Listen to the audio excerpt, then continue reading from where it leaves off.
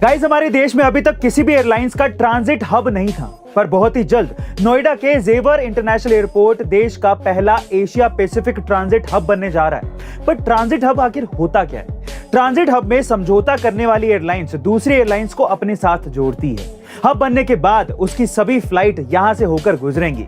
Transit hub बनने से airport में फ्लाइट का आना जाना अधिक हो जाता है। जब फ्लाइट अधिक आएंगी तो एम्प्लॉयमेंट के अपॉर्चुनिटीज भी बढ़ेंगे और बिजनेस भी बढ़ेगा। इसलिए यहाँ पर दूसरे एयरपोर्ट्स के कंपैरिजन में अधिक मॉडर्न टेक्नोलॉजीज देखने को मिलेंगी, जैसे पेरिस के एयरपोर्ट पर देखने को मिलती हैं। साथ ही बताया यह भी जा रहा है कि ये देश का सबसे बड़ा इंटरनेशनल एयरपोर्ट बनेगा। है ना गाइस, ये शानदार। आपको अमेजिंग न्यूज कैसी लगी कमेंट सेक्शन में जरूर लिखिएगा। गाइस, आप बड़े देशों की बड़ी आर्मी के बारे में जरूर सुनते होंगे, लेकिन क्या आपको पता है कि इस दुनिया में एक देश ऐसा भी है जहां पर कोई सेना है ही नहीं, ना ही वहां पर कोई पुलिस है और ना ही किसी तरह के हथियार का इस्तेमाल वहां पर किया जाता है। गाइस, इस इंटरेस्टिंग देश का नाम है ग्रेनेडा।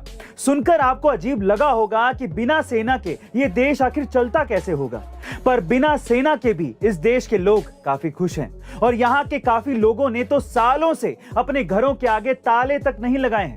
अब तो वहां के लोगों का स्लोगन भी बन गया है, नो आर्मी। है ना गाइस, अमेजिंग फैक्ट। गाइस, सदगुरु ने मार्च महीने में 100 दिन 30,000 किलोमीटर की मोटरसाइकिल यात्रा जर्नी टू सेव सोइल की शुरुआत की थी। पिछले 50 दिन में सदगुरु ने यूरोप के अधिकांश हिस्से, मध्य एशिया के कुछ हिस्सों के साथ साथ मध्य पूर्व के हिस्से की भी यात्रा की और अब भारत भ्रमण पर है। दरअसल 52% कृषि योग्य भूमि पहले से ही खराब हो चुकी है, इसीलिए सेव सोइल मुहिम बहुत जरूरी है। और सदगुरु को अपनी यात्रा के दौरान प्रत्येक देश के राजनेताओं, मिट्टी के विशेषज्ञों और नागरिकों का सपोर्ट मिला है। उनके इस मुहिम में हर जाति, धर्म, देश विदेश के लोगों ने साथ दिया है। अब तक 72 से ज्यादा देश इस सोच का समर्थन कर चुके हैं। जर्मनी के शिक्षा मंत्रालय ने तो #सेव सोइल मिट्टी बचाओ अभियान में भाग लेने की घोषणा भी कर दी है। आज सही मायने में हमें इस मुहिम में आगे आना चाहिए और मिट्टी को बचाना चाहिए। गाइस, इस वीडियो को ज्यादा से ज्यादा लोगों तक शेयर करें ताकि लोग जागरूक हो। #Save soil save earth. Guys, Bata कोई इंडियन कंपनी नहीं है, लेकिन फिर भी पिछले 90 सालों से बाटा ने इंडियंस को यही फील करवाया कि वो एक इंडियन कंपनी है और यही उसकी सक्सेस का राज भी है।